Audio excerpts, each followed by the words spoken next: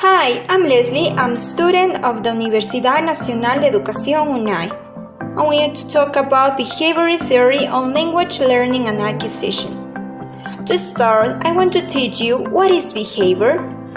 Behavior is how someone acts. It is what a person does to make something happen, to make something change, or to keep things the same. Perfect! Now you already know basic concept of behavior. Now it's time to discover some important things about behavioral theory on language learning and acquisition. First, it is important to keep in mind that to learn a second language you can use various theories such as behavioral theory, mentalist theory, that is innatives, rationalist theory, that is cognitive, interactionism, and more.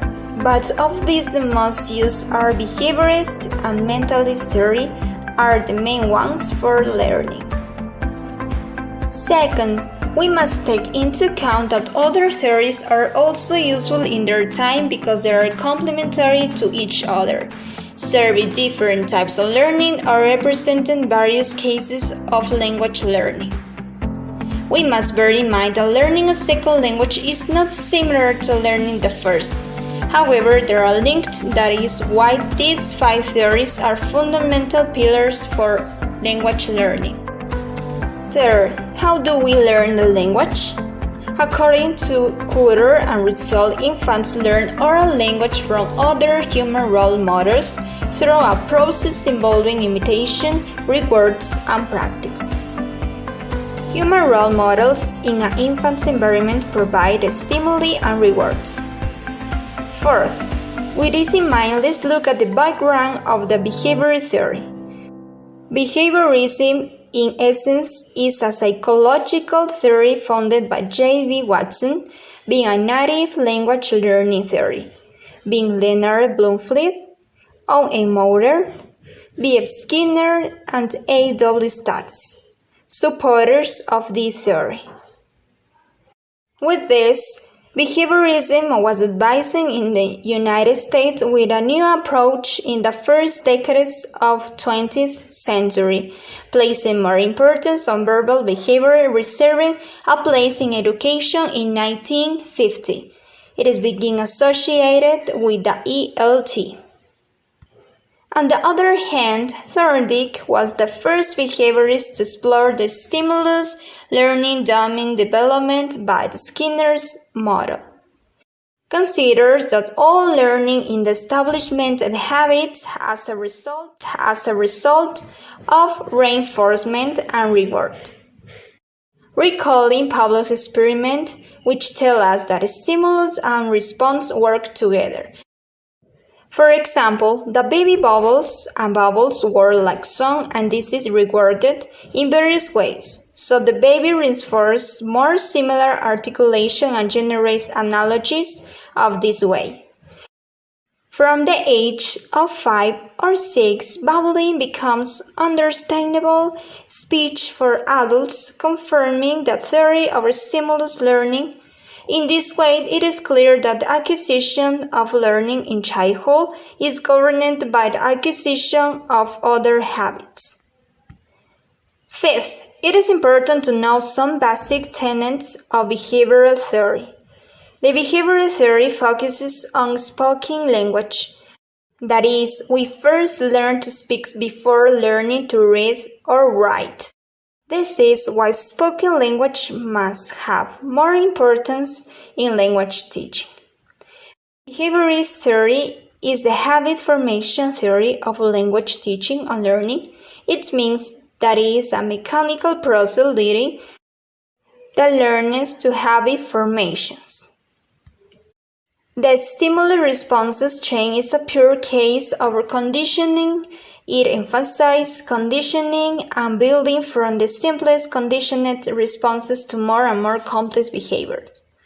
Each stimuli in the case of a response, and each response becomes the initiator of stimulus, and this process goes on and on this way. All learning is the establishment of habits as a result of reinforcement and reward. Positive is reward, negative is punishment. With this, the responses will be very likely be manipulated by every appearance of stimulus.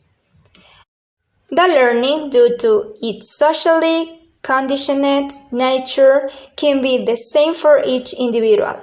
It refers to each person can learn equally if the conditions in which the learning takes place are the same for each person.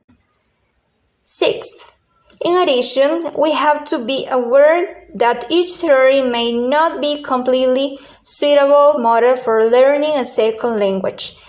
We can find some counter-arguments about behaviorists such as: the basic strategy in behaviorism is imitation, reinforcement, and reward. But according to research, this learning is not innovated and the amount that the infant can imitate varies. Also, tell us that children don't imitate all the structures, learning differs in speed, and reinforcement doesn't have much support. This theory, but sitting under generation reward and conditioning, and this in turn create process and encourage the construction of phrases, clauses, or model centers may not promote the natural learning of a language. It is unlikely that learning will be similar for each person, since it depends on the background of each person. They will not learn in the same way. In addition to that, according to Chomsky, there must be an innate capacity that disposes or a learning ability second language. Most of the processes are complex and therefore variable. So the learning of the language cannot be formed through a habit. And since the student is surrounded by stimuli and the language is complicated to be learning in these cases.